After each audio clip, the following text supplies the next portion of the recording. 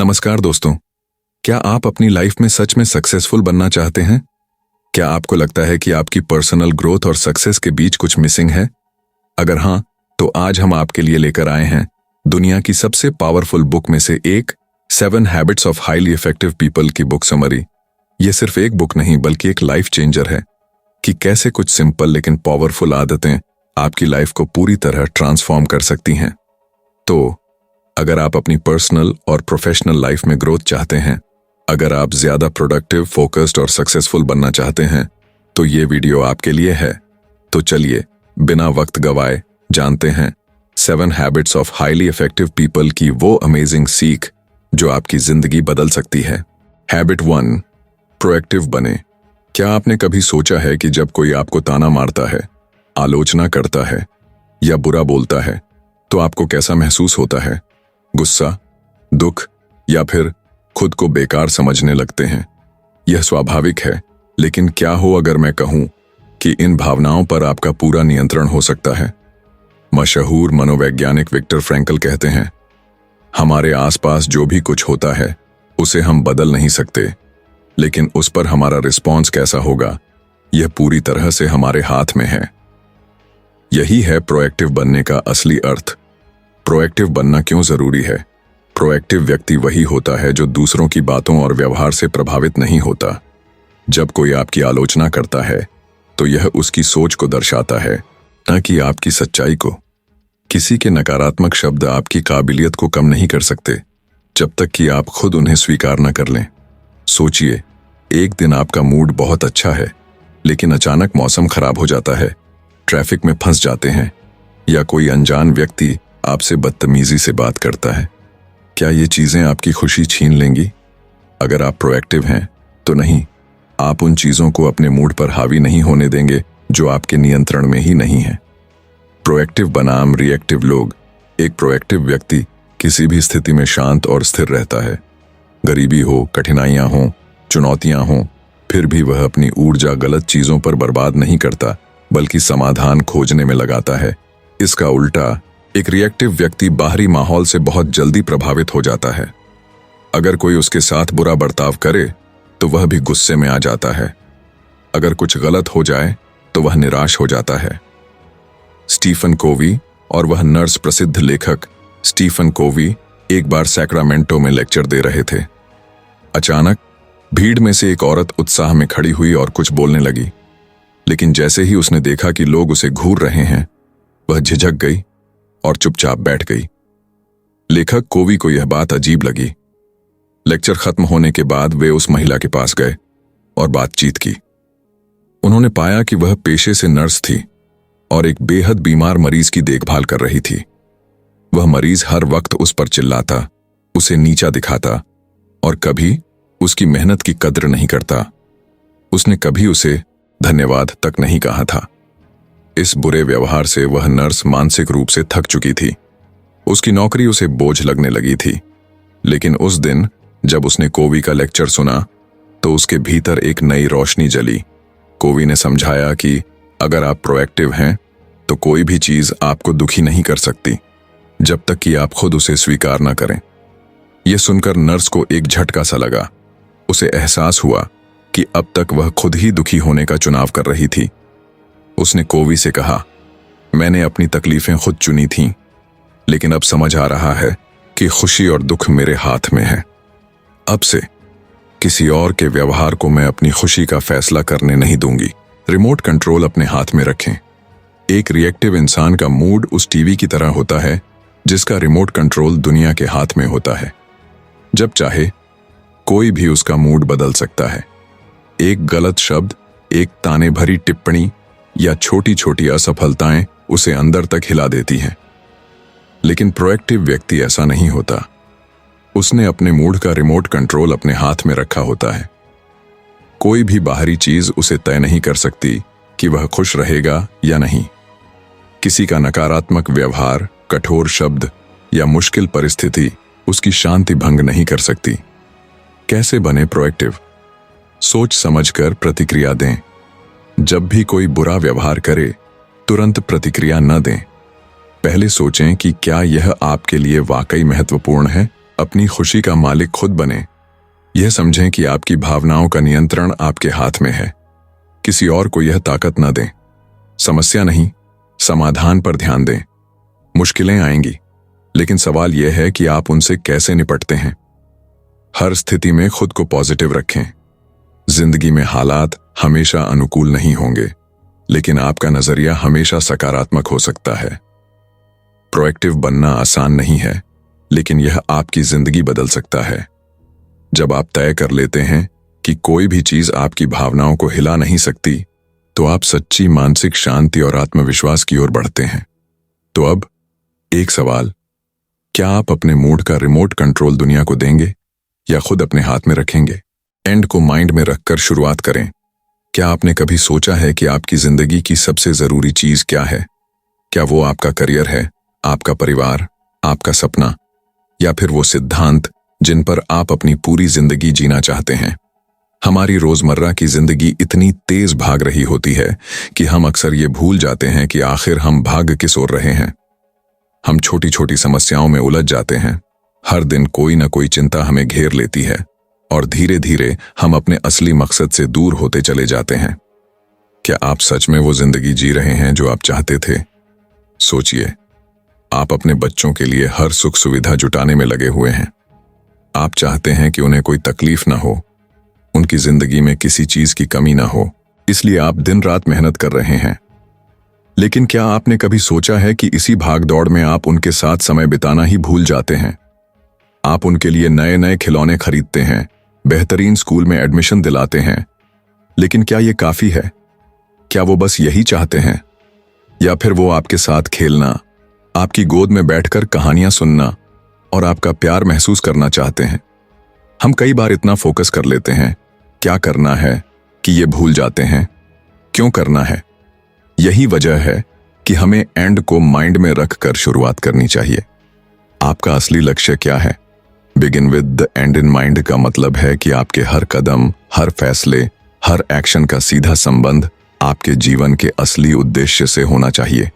मान लीजिए आप एक घर बना रहे हैं, लेकिन अगर आपको पहले से ही ये नहीं पता कि आपको किस तरह का घर चाहिए, तो क्या आप उसे सही से बना पाएंगे? अगर आपके घर में छोटे बच्चे हैं, तो आपको उसे चाइल्ड फ्रेंडली बनाना होगा। अगर आप कुकिंग पसंद करते हैं, तो आपकी किचन अपग्रेडेड होनी चाहिए। अगर आपको ओपन स्पेस पसंद है, तो घर में खुली जगह जरूर होनी चाहिए। बिना सही प्लानिंग के आपका घर अधूरा और अव्यवस्थित लगेगा। और अगर आपने गलत डिजाइन बना दिया, तो बाद में आपको इसे बार बार सुधारना पड़ेगा, जिससे आपका समय और पैसा दोनों बर्बाद होंगे। अब इसी चीज को अपनी जिंदगी पर लागू करें। अगर आप अपनी जिंदगी में ये तय ही नहीं कर पाए कि आपका असली मकसद क्या है, तो आप अपने फैसले भी गलत लेंगे और बाद में पछतावा ही हाथ आएगा। क्या आप अपने मूल्यों के अनुसार जी रहे हैं? हर इंसान की अपनी अलग अलग प्राथमिकताएं होती हैं। कुछ लोगों के लिए ईमानदारी सबसे बड़ी चीज होती है, तो कुछ के लिए रिस्पेक्ट और रिश्ते। लेकिन असली सवाल यह है, क्या हम अपने उन्हीं मूल्यों के अनुसार जी रहे हैं?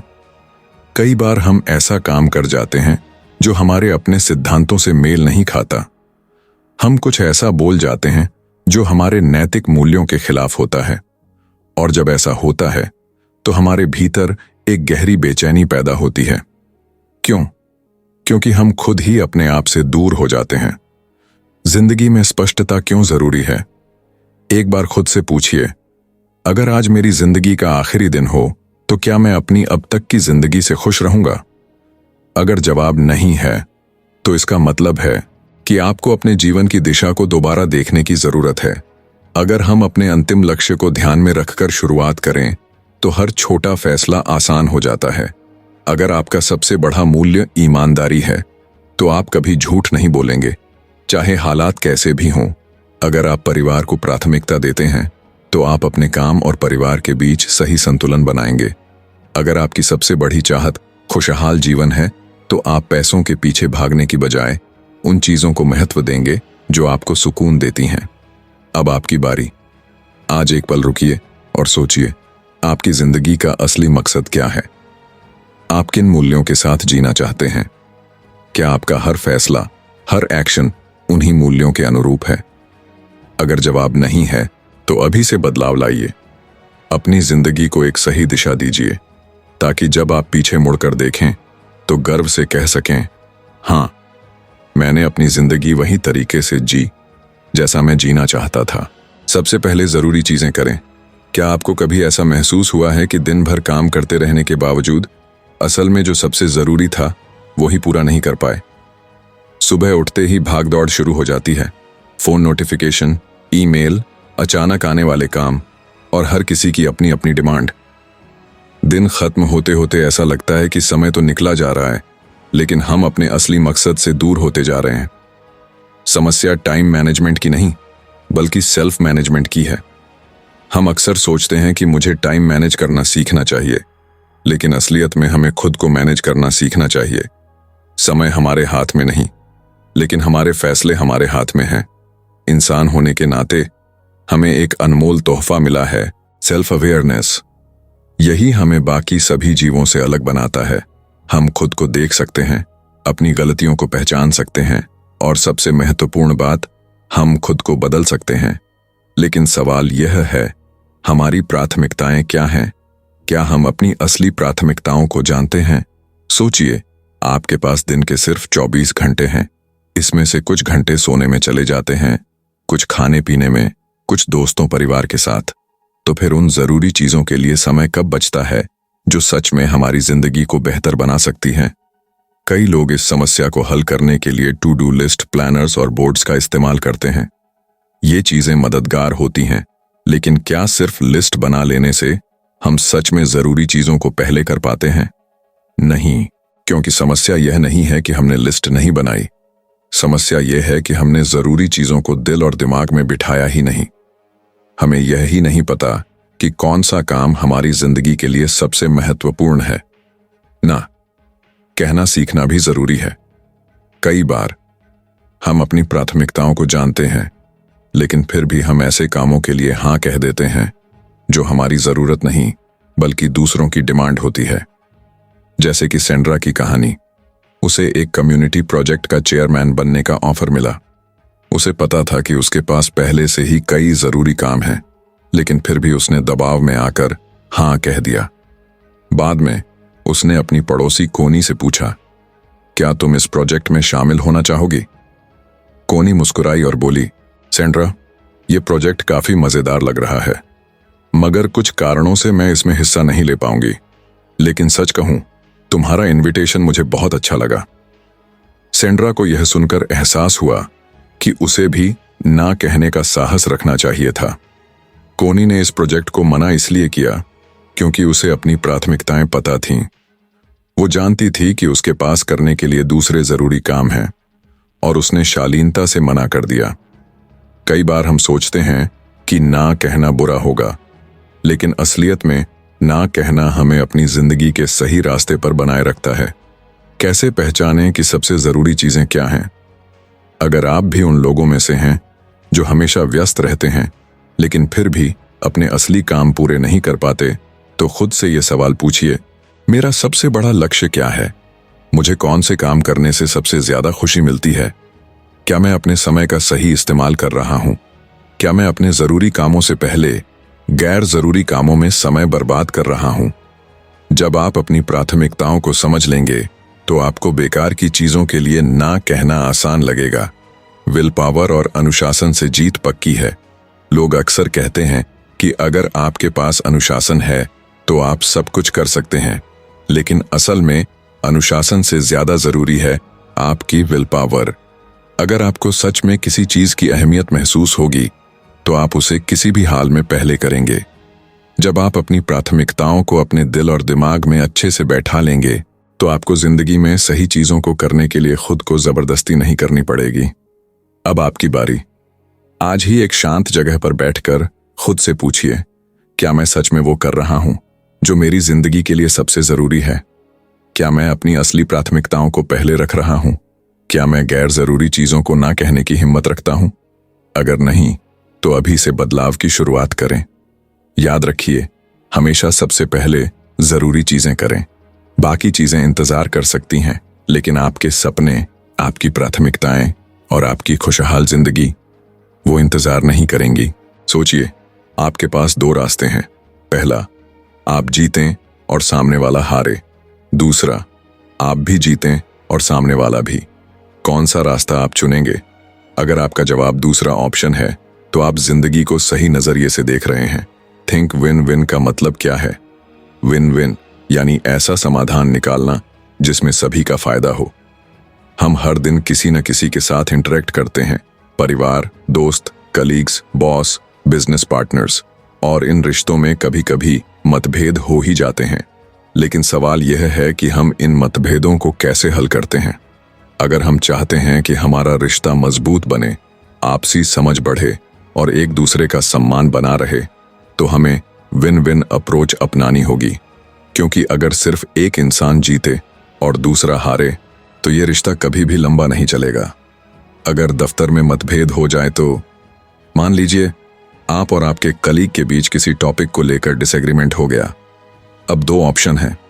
पहला, या तो आप अपनी बात पर अड़े रहें और उसे हराने की कोशिश करें। दूसरा, या फिर शांत दिमाग से बैठकर बात करें और ऐसा हल निकालें जिससे दोनों को फायदा हो। अगर आप जीतने के चक्कर में अपने कलीग को नीचा दिखाएंगे तो आपसी सहयोग खत्म हो जाएगा। वो शायद मजबूरी में आपकी बात मान ले, लेकिन मन ही मन आपसे नफरत करने लगेगा। लेकिन अगर आप उसे भी स्पेस देंगे, उसकी राय समझेंगे, तो दोनों मिलकर एक बेहतर समाधान निकाल सकते हैं। अगर आप बॉस हैं तो अब जरा सोचिए, आप खुद एक बॉस हैं और आपके किसी एम्प्लॉय से बहस हो गई। अब आप अपनी पावर का इस्तेमाल कर सकते हैं। आप जो कहेंगे वही सही माना जाएगा। आपका एम्प्लॉय शायद विरोध भी न करे क्योंकि उसे अपनी जॉब का डर होगा। लेकिन क्या ऐसा करके आप सच में जीत रहे हैं? अगर आप सिर्फ अपनी जीत देखेंगे और सामने वाले को नीचा दिखाएंगे तो आपका एम्प्लॉय मन मारकर काम करेगा। वो डर के मारे चुप तो रहेगा, लेकिन कभी भी अपने पूरे दिल से काम नहीं करेगा।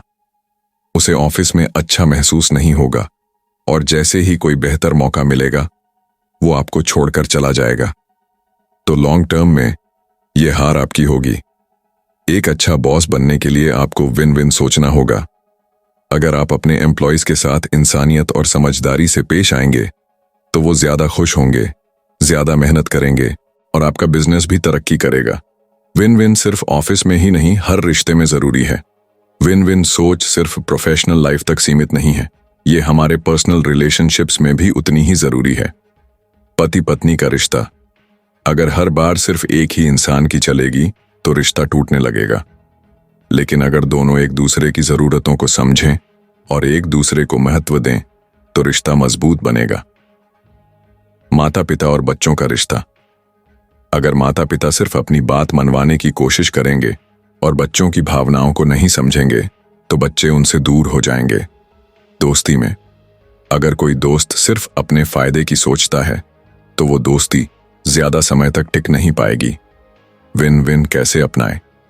नंबर 1, सिर्फ अपनी नहीं, सामने वाले की भी सुने। नंबर 2, समस्या को जंग की तरह मत देखिए, बल्कि इसे एक चैलेंज समझिए जिसे मिलकर हल करना है। नंबर 3, ईगो मतलब अहंकार को साइड में रखिए। नंबर 4, दूसरे की जरूरतों को भी समझिए। नंबर 5, ऐसे समाधान खोजिए जिससे सभी को फायदा हो। जब आप विन विन सोच अपनाएंगे तो देखेंगे कि आपके रिश्ते और मजबूत हो रहे हैं, आपके प्रोफेशनल लाइफ में सम्मान बढ़ रहा है, लोग आपको ज्यादा पसंद करने लगेंगे और सबसे जरूरी, आप खुद अंदर से ज्यादा खुश और संतुष्ट महसूस करेंगे।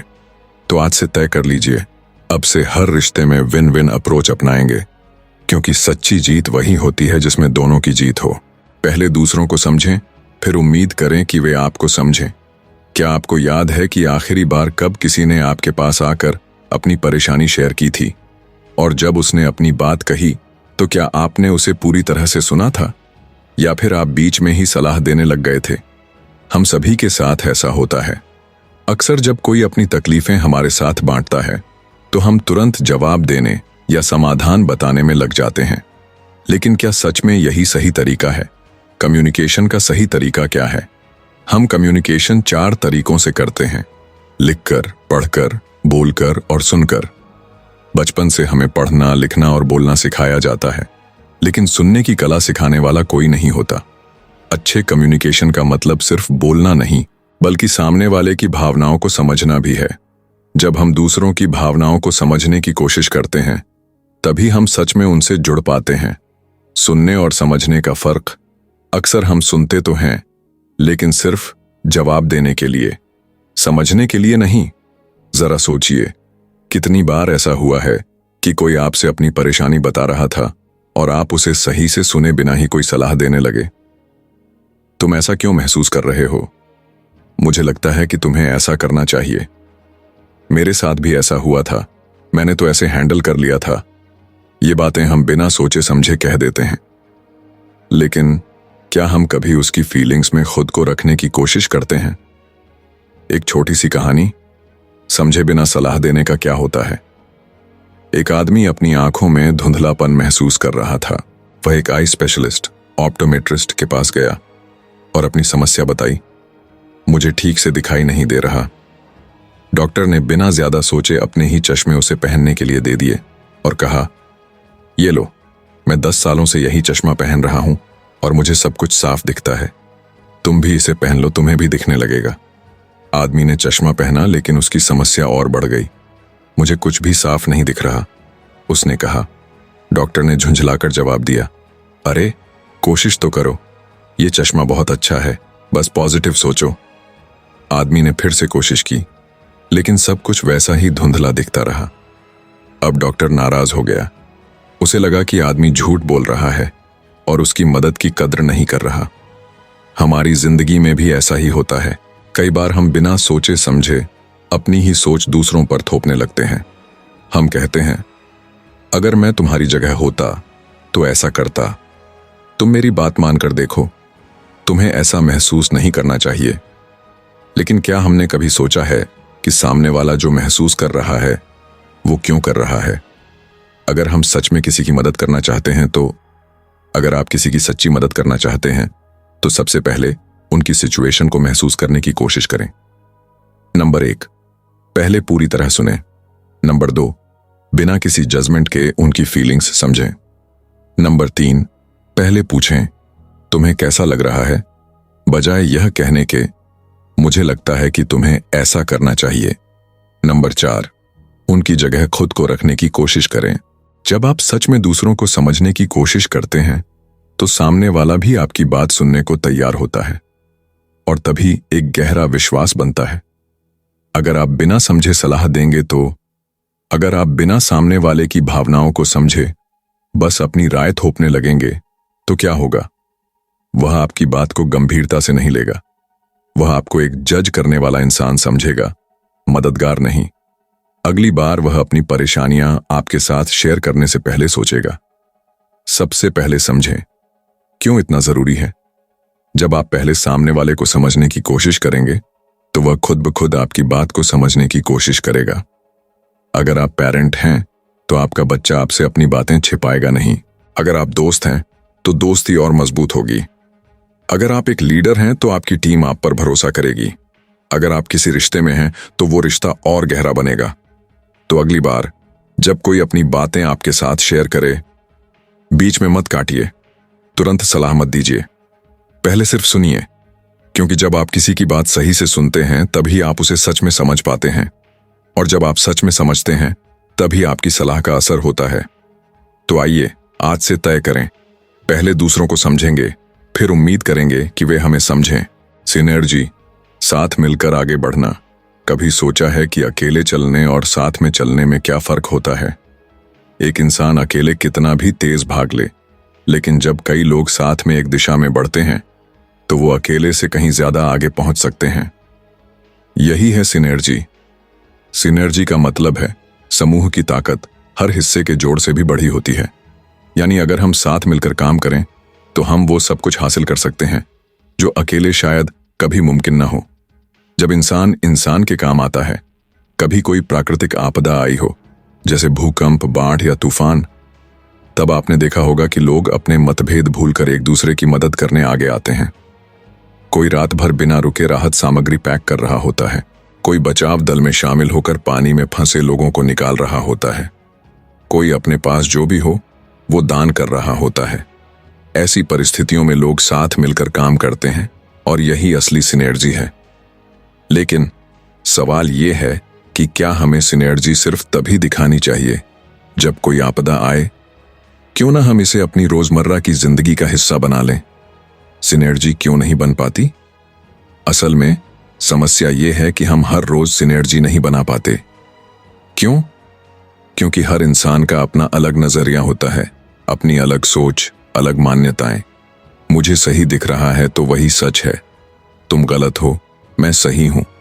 हम अक्सर यही मानते हैं, लेकिन सच तो यह है कि हर कोई अपनी जगह सही हो सकता है। क्या आपने कभी ऑप्टिकल इल्यूजन देखा है? एक तस्वीर जिसमें किसी को यंग लेडी दिखती है तो किसी को बूढ़ी औरत। अब दोनों लोग आपस में बहस करने लगे कि जो मैं देख रहा हूं वही सच है, तो क्या कोई हल निकलेगा? बिल्कुल नहीं। अगर हम अपनी सोच का दायरा बढ़ाएं और सामने वाले का नजरिया समझने की कोशिश करें तो हमें बड़ी तस्वीर दिखने लगेगी। यही है सिनर्जी का असली मतलब। सिनर्जी का असली मतलब एक दूसरे को समझना। सिर्फ सहमत होना ही सिनर्जी नहीं है। इसका मतलब है एक दूसरे के मतभेदों को स्वीकार करना, हर इंसान की सोच को महत्व देना, अपने विचार थोपने के बजाय दूसरों के नजरिए को भी समझने की कोशिश करना। बहस करने से बेहतर है मिलकर कुछ नया और बेहतर बनाना। अगर दो लोग एक ही समस्या को अलग अलग तरीके से देखते हैं तो क्या सही तरीका यह होगा कि वे झगड़ें और साबित करें कि केवल वही सही है, या फिर वे मिलकर एक ऐसा समाधान खोजें जो दोनों के लिए अच्छा हो? सिनर्जी का जादू।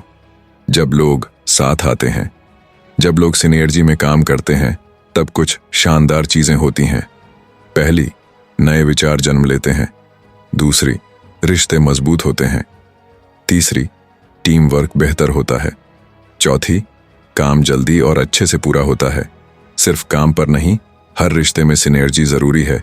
किसी कंपनी में अगर बॉस सिर्फ अपने विचारों को सबसे ऊपर रखे तो क्या टीम अच्छे से काम कर पाएगी? नहीं। लेकिन अगर वह हर कर्मचारी के विचार सुने और उनकी राय को महत्व दे तो टीम और भी बेहतरीन काम करेगी। किसी परिवार में अगर हर कोई सिर्फ खुद की बात मनवाने पर अड़ा रहे तो क्या घर में प्यार रहेगा? नहीं। लेकिन अगर सब एक दूसरे की भावनाओं को समझें और साथ मिलकर फैसले लें तो घर में खुशहाली बनी रहेगी। दोस्तों में अगर कोई हमेशा सिर्फ अपनी पसंद की जगह घूमने जाए, अपनी पसंद का ही खाना खाए, तो क्या दोस्ती मजबूत होगी? नहीं। लेकिन अगर दोनों एक दूसरे की पसंद का भी ध्यान रखें तो दोस्ती और गहरी हो जाएगी। तो सिनर्जी कैसे बनाएं? नंबर 1, सुने। सिर्फ जवाब देने के लिए नहीं, बल्कि सच में समझने के लिए। नंबर 2, रिस्पेक्ट दें। हर इंसान की राय मायने रखती है। नंबर 3, मिलकर समाधान खोजें। बहस करने के बजाय साथ मिलकर कुछ बेहतर बनाने की कोशिश करें। नंबर 4, सिर्फ मैं सही हूं वाली सोच को छोड़ें। दुनिया को देखने का हर इंसान का नजरिया अलग हो सकता है और यही खूबसूरती है। सिनर्जी आपकी जिंदगी को कैसे बदल सकती है? सोचिए, अगर हम रोजमर्रा की जिंदगी में इस सोच को अपना लें तो रिश्ते बेहतर होंगे, ऑफिस में माहौल पॉजिटिव होगा, टीम वर्क से शानदार रिजल्ट मिलेंगे, हर किसी को लगेगा कि उसकी राय की कद्र हो रही है। तो क्यों ना आज से ही इस बदलाव की शुरुआत करें? अगली बार जब कोई आपसे अलग राय रखे, उसे गलत साबित करने की जल्दी ना करें। पहले उसकी बात को समझने की कोशिश करें। सोचें, क्या हो अगर हम मिलकर कुछ बेहतर बना सकें? क्योंकि जब हम साथ मिलकर चलते हैं तो हम अकेले से कहीं ज्यादा आगे तक जा सकते हैं। तो आइए आज से अपनी सोच को बढ़ा करें और सिनर्जी को अपनाएं। Sharpen the saw. खुद को निखारना सबसे जरूरी है। जरा सोचिए, अगर आपको एक पेड़ काटना हो और आपकी कुल्हाड़ी कुंद हो गई हो तो क्या होगा? आप चाहे कितनी भी ताकत लगा लें, लेकिन हर वार के बाद वो पेड़ गिरने के बजाय और भी मुश्किल लगेगा। अब एक और सीन इमेजिन करें। आप बीच जंगल में टहल रहे हैं और एक आदमी को लकड़ी काटते हुए देखते हैं। वो पूरा पसीने में भीगा हुआ है, उसकी सांसें तेज चल रही हैं और उसके चेहरे पर थकान साफ दिख रही है। आप पास जाकर पूछते हैं, कितनी देर से कर रहे हो ये? वो आदमी जवाब देता है, 5 घंटे हो गए, बहुत मेहनत लग रही है। आप देखते हैं कि उसकी आरी कुंद हो चुकी है। आप उसे सलाह देते हैं, थोड़ा ब्रेक लो, आरी को तेज कर लो, इससे तुम्हारा काम जल्दी और आसान हो जाएगा। लेकिन वो सिर हिलाकर कहता है, नहीं, मेरे पास टाइम नहीं है आरी शार्प करने का, बहुत काम बाकी है। अब बताइए, क्या वाकई में उसके पास समय नहीं है, या फिर वो समझ नहीं पा रहा कि बिना आरी तेज किए उसका काम और भी मुश्किल होता जाएगा। हमारी जिंदगी की आरी कौन सी है? हमारी बॉडी, हमारा दिमाग, हमारी आत्मा और हमारे रिश्ते, ये सब हमारे असली टूल्स हैं। अगर हम इन्हें तेज और दुरुस्त नहीं रखेंगे तो हम भी उस लकड़हारे की तरह थकते रहेंगे, बिना किसी असली प्रगति के। इसलिए शार्पन द सॉ का मतलब है खुद को लगातार निखारते रहना। पहला, अपने शरीर को तेज करें। Physical renewal. कभी सोचा है कि हमारी बॉडी भी एक मशीन की तरह होती है? अगर इसे सही तेल मतलब अच्छा खाना, सफाई मतलब डिटॉक्स और देखभाल मतलब एक्सरसाइज नहीं देंगे तो ये धीरे धीरे कमजोर पड़ने लगेगी।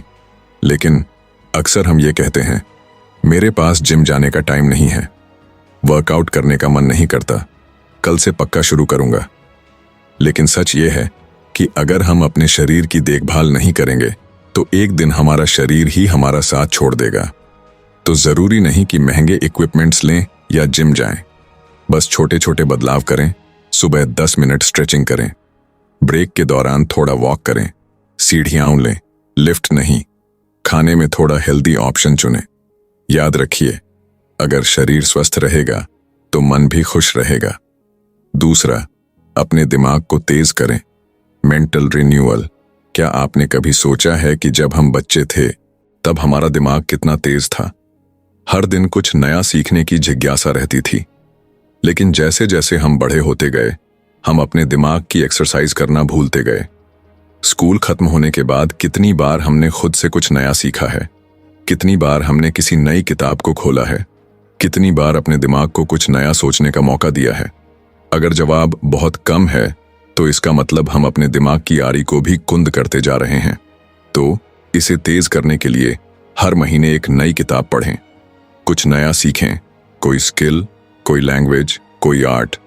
जिज्ञासा बनाए रखें, सवाल पूछें, जवाब ढूंढें, क्योंकि एक तेज दिमाग आपको हर जगह आगे रखेगा। तीसरा, अपनी आत्मा को तेज करें। Spiritual renewal. कभी कभी हम हर चीज से थक जाते हैं, काम से, जिम्मेदारियों से, रोजमर्रा की भागदौड़ से। ऐसे में हमें अपनी आत्मा को भी तरोताजा करना जरूरी होता है। लेकिन सवाल यह है, हमारी आत्मा को क्या खुशी देता है?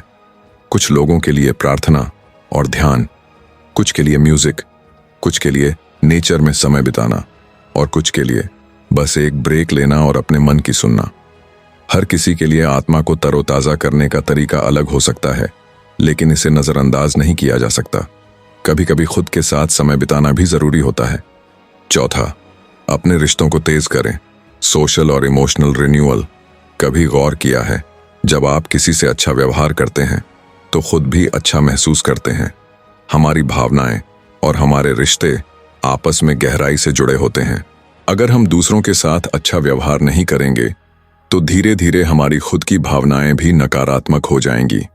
इसलिए कहा जाता है, अर्न योर नेबर्स लव, यानी अपने आसपास के लोगों से प्रेम कमाइए। अगर हम अपने दोस्तों, परिवार, सहकर्मियों और पड़ोसियों के साथ अच्छे से पेश आएंगे तो वही प्यार और सकारात्मकता हमें भी मिलेगी। अगर हम क्रोधित, रूखे और नकारात्मक रहेंगे तो दुनिया भी हमें वैसा ही लौटाएगी। तो हर दिन कुछ अच्छे शब्द कहें, दूसरों की मदद करें और रिश्तों को मजबूत करें। तो खुद को शार्प कैसे करें? नंबर 1, अपने शरीर को रोज कुछ मिनट दें, एक्सरसाइज करें, हेल्दी खाएं। नंबर 2, अपने दिमाग को रोज नई चीजों से तरोताजा करें, किताबें पढ़ें, नया सीखें। नंबर 3, अपनी आत्मा को आराम दें, ध्यान करें, खुद से जुड़ें। नंबर 4, रिश्तों को महत्व दें, प्यार और सम्मान कमाएं। अगर हम अपनी आरी शार्प नहीं करेंगे तो अगर हम खुद को निखारने के लिए समय नहीं निकालेंगे तो धीरे धीरे हमारी शारीरिक ताकत घट जाएगी, हमारा दिमाग सुस्त हो जाएगा, हमारी आत्मा बोझिल महसूस करने लगेगी, हमारे रिश्ते कमजोर होते जाएंगे। इसलिए सबसे जरूरी चीज जो आप अपने लिए कर सकते हैं वो है खुद पर निवेश करना, क्योंकि जब आप खुद को बेहतर बनाएंगे तभी आप अपने आसपास की दुनिया को भी बेहतर बना पाएंगे। तो आज से ही अपनी आरी तेज करना शुरू करें। तो दोस्तों, ये थी 7 habits of highly effective people की समरी। अगर आपको पसंद आई हो तो वीडियो को लाइक करें और चैनल को सब्सक्राइब करना ना भूलें। धन्यवाद।